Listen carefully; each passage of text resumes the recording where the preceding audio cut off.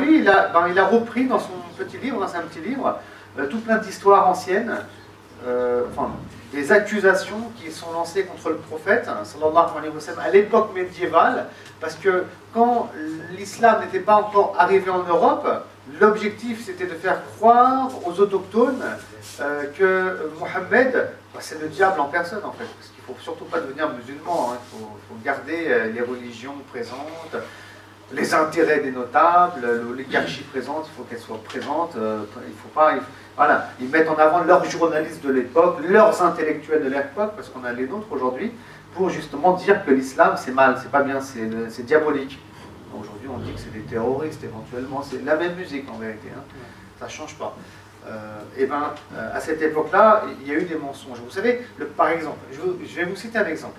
Le prophète Mohammed sallallahu alayhi wa sallam, il a rencontré un moine quand il était jeune. On trouve ça dans les ouvrages de Sira, un moine qui s'appelle Bahira. Et bien eux, justement, ils prennent cette histoire et ils essaient d'expliquer, en tout cas on trouve des noms, hein, Vincent de Beauvais, etc. Vous trouvez ça, je pense, aussi sur mon site à un moment donné, pour expliquer que le prophète sallallahu alayhi wa sallam, en fait, c'est un arabe qui a rencontré un moine et il a tiré un enseignement chrétien pour créer une religion à lui, une philosophie à lui. Et c'est ça l'islam en fait. En fait, c'est quoi? C'est quelqu'un qui a créé une secte chrétienne, quoi. Et donc il focalise dessus. En fait, il cherche des opportunités comme ça à travers la sira pour prouver le mensonge de Mahomet, comme il l'appelle. Hein. Nous, on ne connaît pas Mahomet d'ailleurs. On connaît Mohammed sallallahu alayhi wa sallam. Donc lui, en fait, qu'est-ce qu'il fait, Abdurrahman Badawi? Je ne vais pas m'étaler dessus. Il prend voilà, ces différents cas, ces différents événements de la sira qui sont exploités par les Occidentaux à l'époque médiévale. Je ne sais pas si le mot occidentaux il va avec.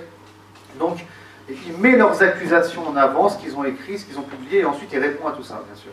Le professeur Aslam, qui avait, par exemple, il y en a qui disent qu'il était malade, c'est pour ça que quand il recevait la révélation, il s'évanouissait, il tremblait, parce qu'il était malade en fait. Hein.